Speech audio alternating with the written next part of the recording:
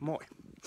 Ja tervetuloa Riihimäen varuskunnan purudadalle, josta löytyy myöskin tällainen lihaskuntoalue, jossa voi tehdä kehonpainoliikkeitä. Ja tänään teen hieman vaativamman treenin, johon valitsen sellaisia liikkeitä, jotka koen itse mahdollisimman vaativina omalle tasolleni. Ja 4 liikettä.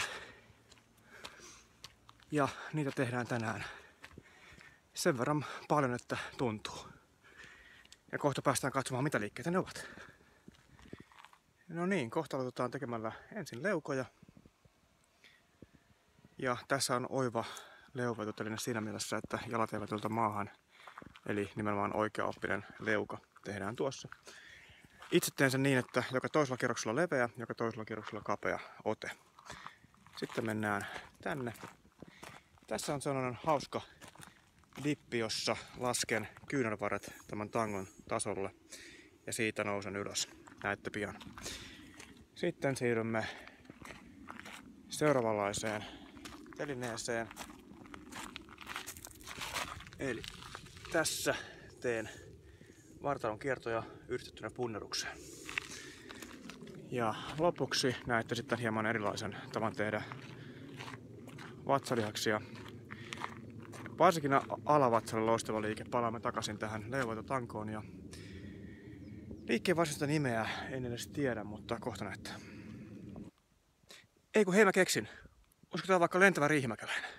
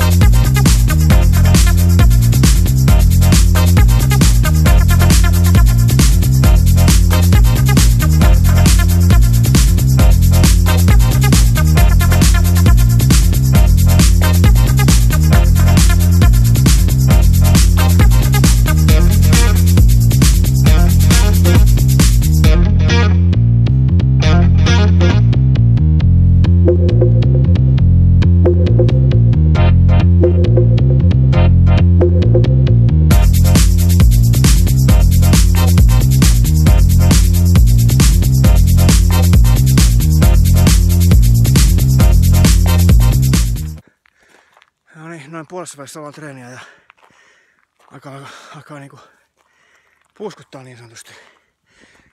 Dipit täytyy tehdä muuttaa normaali versio, koska toi ensimmäinen versio on sen verran rankka, että sillä ei enää 4 kierrosta pystynyt tekemään. No niin, treeni on tehty.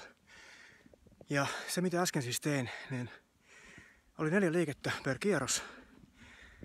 Ja kierrosten määrän asetin sen mukaan, montako leukaa saan yhteensä tämän treenin aikana. Eli tavoitteena oli 60 leukaa.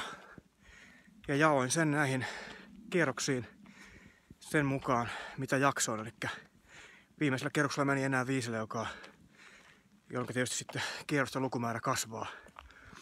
Ja tehkää tekin samoin. Eli jos saatte vaikkapa 5 leukaa maksimitoistomäärän, niin tehkää vaikkapa sitten 2 tai 3 ja 4 leukaa per kierros niin kauan, että saatte esimerkiksi 30.